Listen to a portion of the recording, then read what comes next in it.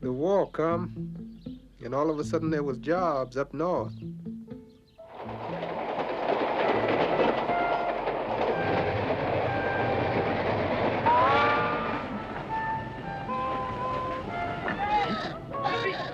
Well, black migration at the time to Chicago, even though black folks can be there, they weren't treated equally.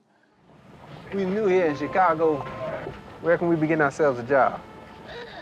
And the unions were not equal either. Okay, all you union men, let me see your buttons.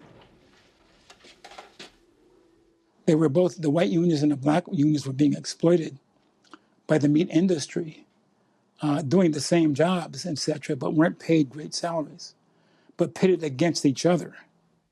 I am a colored man, but I am a union man.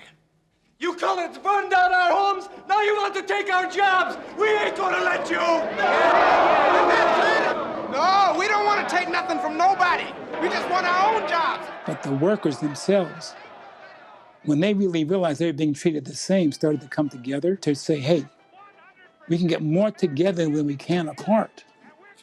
When they finally realized that and said, okay, let's do this, that's when the unions began to change, because they worked together. They weren't separated by their class or their race, their skin color, any of that. They saw that they had more in common than they had difference. And it literally changed the whole union system in this country. It began to have an impact of how unions looked at themselves and looked at other unions.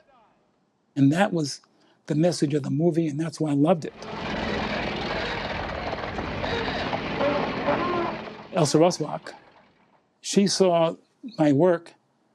She contacted me and wanted me to be a part of it. And we talk about the script and talk about the meaning, the vision of it. And we collaborated very, very well. And I was just inspired by the message she wanted to put across about these unlikely entities coming together for one purpose. That was incredible. And so she and I went to PBS, and they said yes, and we just went away and shot it. Working with Leslie Lee, a great writer, a great thinker, a great everything. It was a great collaboration, you know. We worked together, you know, and it was wonderful to be able to work with such talent. But not only in terms of the writing. I mean, to work with the great, great, great Moses Gunn.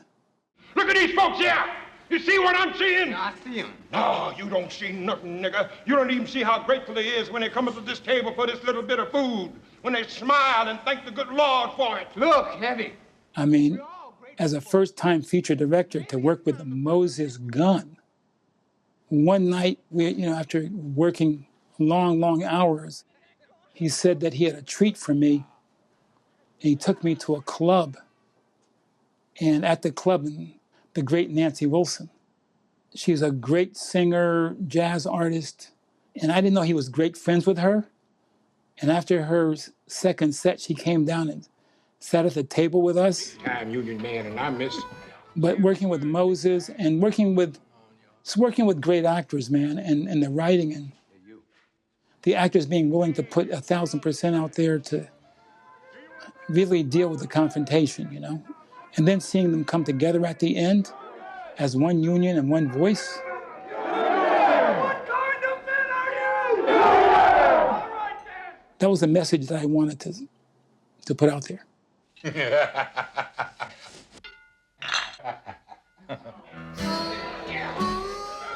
But one night we're coming from the set, and people are running down the street screaming with joy and signs and everything. I'm saying, what the hell's going on?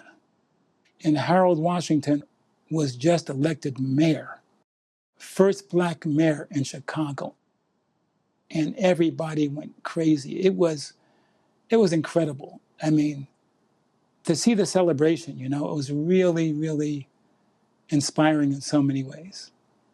And the spirit of that was very important to us. I mean, we had a great crew and cast, hardly any money at all, but Elsa Rassbach was able to put it together with hardly any dollars at all. But I loved the script so much, that's why I wanted to do it. And it was like the spirit of the time, you know?